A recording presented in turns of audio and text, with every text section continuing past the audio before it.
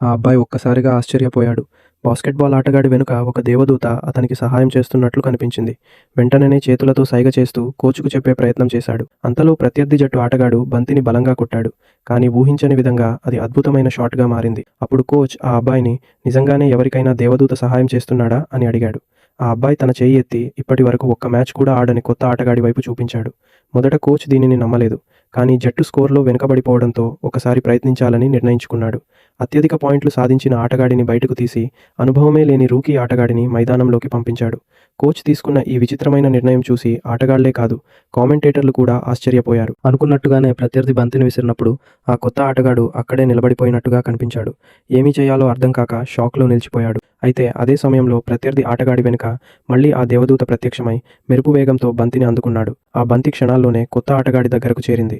అతను తన శక్తినంతా ఉపయోగించి బంతిని బలంగా కొట్టాడు. మరుసటి క్షణమే బంతి మైదానంలోకి దూసుకెళ్లి ఊహించని విధంగా దిశలు మారుస్తూ అందరినీ ఆశ్చర్యపరిచింది. ప్రత్యర్థి ఆటగాళ్లు ఎంత ప్రయత్నించినా దాన్ని ఆపలేకపోయారు. చివరికి జట్టుకు విజయాన్ని అందించిన కీలకమైన పాయింట్ను సాధించాడు.